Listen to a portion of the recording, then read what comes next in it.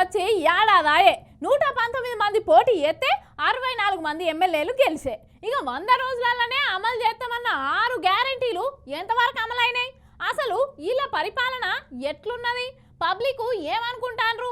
ఈ ఏడాదిలో ఏమేం పనులు చేసిర్రు, ఇంకేమేమి బాకీ ఉన్నారు, అవన్నీ పురాగారుసుకుందాం పాండ్రి.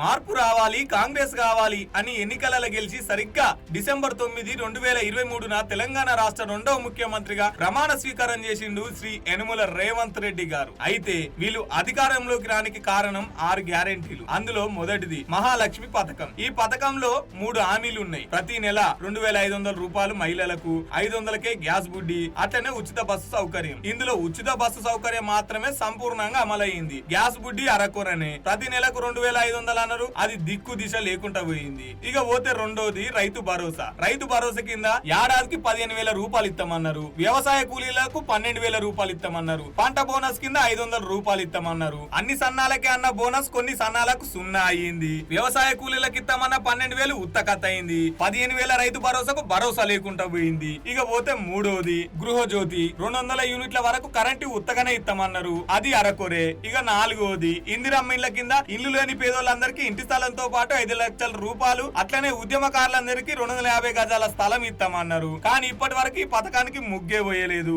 5వది యువ వికాసం. విద్యార్థులందరికీ 5 లక్షల రూపాయలు విద్యా భరోసా కార్డు, ప్రతి మండలానికి ఇంటర్నేషనల్ స్కూల్ అన్నారు. 5 లక్షలు అటెంక సిరి ముచ్చట గానీ బుడ్డ పైసా కూడా ఒక్క విద్యార్థికి రాలేదు. మిగిలిన పథకం చేయూత పథకం. ఈ పథకం కింద ముసలోళ్ళకు 4,000 పింఛన్ అన్నారు. వికలాంగులకు 6,000 అన్నారు. 10 లక్షల రాజీవ్ ఆరోగ్య బీమా అన్నారు. రాజీవ్ ఆరోగ్య బీమా తప్పితే మిగతాది ఎప్పటి చిప్ప ఎనుగులనే. ఇవే కాకుండా ఇంకా నోటుకొచ్చిన హామీలు ఏది వాడితే అవి షాన్నే ఇచ్చిర్రు.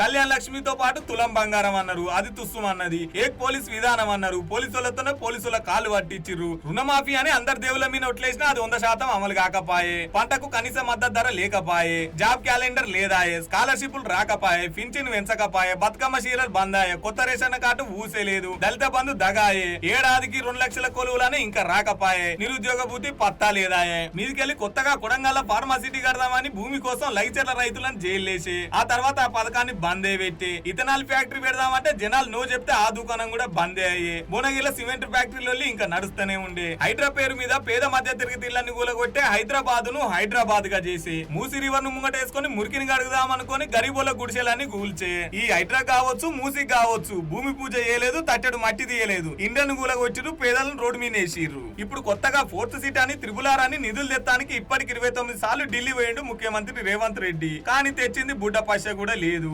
మీదికెళ్లి 89,000 కోట్ల అప్పు చేసిండు. ఒక్క పనన పూర్తి చేయకముందే. ప్రజాపాలన అనుకుంటేనే నిత్యం ఏనో తాన అరెస్టులు చేస్తూనే ఉన్నారు, జైలు ఎత్తనే ఉన్నారు. లంకె బిందెలు ఉంటాయనుకుని అధికారంలోకి వచ్చిన రేవంత్ అన్నకు కేసీఆర్ చేసిన అప్పులకు మిత్తిలు కడతానికే పైసలు లేవంట పోండ్రి. ఓ దిక్కు మంత్రులు విదేశాలలో తిరుగుతుంటే బువ్వ సక్క లేక ఫుడ్ పాయిజన్ అయి విద్యార్థులు దావకాల చేరిక అవుతుండే. మార్పు రావాలంటే ప్రజల బతుకులు మారతాయి అనుకున్నారు కానీ రాష్ట్ర గీతాన్ని మార్చిరు, టీఎస్ తీసి టీజీ చేసిరు, ఆర్టీసీ లోగోను మెరుగులు దిద్దిరు, రాష్ట్ర చిహ్నంలో రాచరిక పోకడలున్నాయని లోగోను మార్చిరు. ఎన్నికలలో ఎప్పక ముందుకే ప్రజలెవరు అడగక ముందుకే మన తెలంగాణ తల్లి రూపురేఖలు మార్చి జీవోను జారీ చేసిర్రు. ప్రజలను 6 గ్యారెంటీలకు వెళ్లి మరిపించేటందుకు ముందుగాల కాళేశ్వరం పంచాయతీ తెచ్చారు. తర్వాత ఫోన్ ట్యాపింగ్ అన్నారు. అటెంక ఈ కేసు ఫార్ములా అన్నారు. ఫుడ్ పాయిజన్ అవుతుంటే ప్రతిపక్షాల కుట్ర అన్నారు. అధికారం చేతులు ఉన్నప్పటికీ ఇంట్లో ఏ ఒక్క బాంబు కూడా వేలలే.